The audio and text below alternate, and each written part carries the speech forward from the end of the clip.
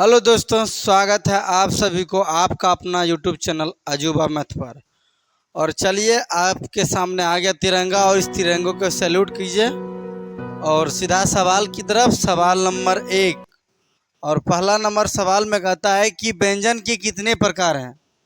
व्यंजन कितने प्रकार के होते हैं, तो ऑप्शन के हिसाब से इसका 3 प्रकार का हो जाएगा। ऑप्शन 3 दिया हुआ है, ऑप्शन नंबर सी में 3 प्रकार का हो जाएगा और वो तीनों हो जाएगा स्पर्श व्यंजन।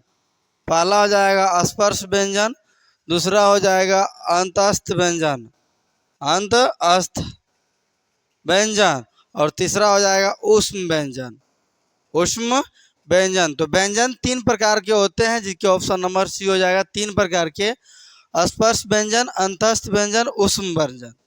तो नेक्स्ट अगला क्वेश्चन नंबर हो जाएगा 2 और दूसरा क्वेश्चन दिया हुआ है कि अंतःपुर का संधि विच्छेद होगा। तो अंतःपुर जो है विसर्ग संधि से है और विसर्ग संधि में वहीं पे टूटता है जहाँ पे विसर्ग रहता है। तो इसका आंसर हो जाएगा अंतःजोड़पुर, और अंतःजोड़पुर जो है ऑप्शन नंबर सी में दिया हुआ है आंसर। नेक्स्ट अगला क्वेश्चन नंबर हो जाएगा 3 और तीसरा नंबर क्वेश्चन में कहता है कि निम्न में शुद्ध कौन है। शुद्ध कौन सा है, ऑप्शन दिया हुआ, तो ऑप्शन ए में कह रहा है सिंदूर। तो ऑप्शन ए जो दिया हुआ ना वो सिंदूर इस तरह से लिखा हुआ है, लेकिन इस तरह से नहीं होना चाहिए। वो सिंदूर जो है शुद्ध सिंदूर लिखाता है, दो दुर्घु कर रहा सिंदूर। और बी का ऑप्शन जो दिया हुआ है वो दिया हुआ सूर्य, यानी सूर्य जो लिखा हुआ है हर्षुकर लिख के दिया हुआ, तो हर्षुकर नहीं होना चाहिए बल्कि दुर्घुकर होना चाहिए। तो ये सब गलत है, ये सब गलत है, ये वाला सही है, ये भी गलत है, ये वाला सही है। और सी में जो दिया है वो शासन है। तो यहाँ पे लिखा हुआ दंत स्व तालम स्व नो शासन, लेकिन ये होता है तालम स्व अस्व नो शासन। तो ये भी गलत है, ये सही होना चाहिए, लेकिन तीनों गलत हो रहा है। तो डी ऑप्शन में देखिए, तो डी में दिया वनवास, तो ये सही है, ये वनवास सही है। तो शुद्ध शब्द हो जाएगा ऑप्शन नंबर डी सही आंसर। नेक्स्ट अगला क्वेश्चन नंबर हो जाएगा, अभी 3 हुआ था, अगला हो जाएगा 4 और चौथा नंबर क्वेश्चन में कहता है कि सुरेश कौन सा संज्ञा है। तो सुरेश एक नाम है और नाम जो है व्यक्तिवाचक संज्ञा होता है। तो ऑप्शन नंबर ए में दिया हुआ है व्यक्तिवाचक संज्ञा, व्यक्तिवाचक संज्ञा। तो संज्ञा नहीं दिया लेकिन लिखा हुआ है व्यक्तिवाचक।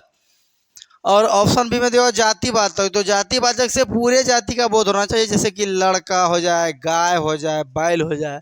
सी में दिया हुआ भाववाचक। भाववाचक से होता है बुढ़ापा, मानवता, सुंदरता, ये सब होता है। और डी में दिया समूहवाचक। समूहवाचक में होता है मेला, भीड़, सैनिक होता है, कक्षा, ये सब होता है समूहवाचक। तो सुरेश जो हो जाएगा व्यक्तिवाचक, और व्यक्तिवाचक में जैसे कोई भी नाम ले जाए, पटना, गंगा, यमुना, ये तो ये सब व्यक्तिवाचक हो जाएगा। नेक्स्ट अगला सवाल नंबर हो जाएगा अभी 5 और 5वां नंबर सवाल में कहता है कि सभा शब्द का लिंग क्या है। सभा, आप देख पाते होंगे ये लिखा हुआ है सभा, तो ये कौन सा है, स्त्रीलिंग है या पुल्लिंग है। तो इससे एक सेंटेंस बनाना पड़ेगा कि क्या चीज़ होता है। जैसे सभा लग चुकी है, सभा लगी हुई थी, सभा लग रही थी, सभा लग रही है, कि सभा लग रहा है, लग रहा नहीं लग रही है। तो ये जो है अपने आप में स्त्रीलिंग बोध कर रहा है, क्या वो स्त्रीलिंग बोध करा रहा है, सभा लग रही है। तो इसका स्त्रीलिंग जो है ऑप्शन नंबर ए में दिया हुआ है स्त्रीलिंग, सही हो जाएगा ऑप्शन नंबर ए स्त्रीलिंग। नेक्स्ट अगला क्वेश्चन हो जाएगा 6 नंबर, अभी 5 को हुआ, अभी 6ठा है। और इसी तरह के 10 सवाल रहेंगे, आप समझिए अच्छा से, इसी को विशेष रूप से ग्रहण कीजिए। और 6ठा नंबर क्वेश्चन में कहता है कि यह कविता मैंने लिखी है, रेखांकित शब्द कौन सर्वनाम है। इसमें जो मैंने लिखा हुआ ना, मैंने जो लिखा हुआ इसमें नीचे अंडरलाइन मारा हुआ, यानी रेखांकित शब्द है। तो मैंने जो है इसमें ऑप्शन नंबर दिया हुआ, ऑप्शन पढ़ के बता सकते हैं। निजवाचक सर्वनाम, निश्चयवाचक सर्वनाम, पुरुषवाचक सर्वनाम, संबंधवाचक सर्वनाम। तो मैंने मतलब अपना बोध किया, तो अपना बोध हो जाएगा निजवाचक सर्वनाम। निजवाचक सर्वनाम, और निजवाचक सर्वनाम जो है ऑप्शन नंबर ए में दिया हुआ है इसका आंसर। तो 6 का आंसर हो जाएगा ऑप्शन नंबर ए, निजवाचक। नेक्स्ट अगला क्वेश्चन, क्वेश्चन नंबर हो जाएगा 7, और 7वां नंबर में कहता है कि मोहन आया किस काल का उदाहरण है। काल, काल भूतकाल भविष्यकाल वर्तमान काल, 3 काल पढ़ते हैं। तो मोहन आया मतलब वो बीत चुका है, और बीतने वाले को हम लोग क्या कहते हैं, भूतकाल। लेकिन ऑप्शन में 2 को दिया हुआ भूतकाल, सामान्य भूतकाल और संगीत भूतकाल। तो सामान्य भूतकाल मतलब जो हो रहा है, समझ में आ रहा है। संगीत मतलब संभावना होता है। तो ये हो जाएगा सामान्य भूतकाल। सामान्य भूतकाल, सामान्य भूतकाल जो है हो जाएगा मोहन आया।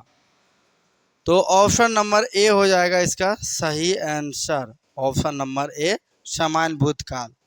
तो नेक्स्ट अगला क्वेश्चन, क्वेश्चन नंबर हो जाएगा 8वां। अभी 7 क्वेश्चन हुआ, अभी 8वां हो जाएगा। कहता है भाई बहन कौन सा समास है। तो समास की बात किया ना, तो देखिए लिखा हुआ यहाँ पे भाई और बहन, यहाँ पे चिन्हा दिया हुआ, इसके बाद बहन लिखा हुआ। तो भाई बहन हो जाए, माता पिता हो जाए, माता पिता। अगर दाल भात पढ़ ले, दाल भात। तो इस तरह का चिन्ह वाला जितना भी शब्द आएगा, जो सब दोनों में संपर्क रहेगा, तो इन लोगों को कहते हैं द्वंद्व समास। क्या कहते हैं, द्वंद्व समास। तो यहाँ पे द्वंद्व समास जो है ऑप्शन नंबर बी में दिया हुआ, 8 का हो जाएगा ऑप्शन नंबर बी, द्वंद्व समास। इसमें और सारे शब्द होते हैं। तो और ऑप्शन ए में दिया हुआ दिग्गु। तो दिग्गु में जो है ना शब्दवाचक बोध होता है, जैसे चतुर्भुज, अष्टभुज। तो इस तरह जिसका पहला अक्षर पर अंक हो उसे कहते हैं द्विगु समास, और जो जिसका दोनों पीछे बराबर में हाइफाई का चिन्ह रहेगा इसको कहते हैं द्वंद्व समास। तो 8 का आंसर हो जाएगा ऑप्शन नंबर बी, भाई बहन। नेक्स्ट अगला क्वेश्चन, क्वेश्चन नंबर 9, और 9वां नंबर क्वेश्चन में दिया हुआ है कि धन शब्द का पर्यायवाची है धन। ढेर अरज के रख देंगे, उसको कहते हैं धन। तो धन का दूसरा रूप होता है संपत्ति, इसको संपत्ति भी कहा जाता है। तो ऑप्शन नंबर हो जाएगा इसका आंसर।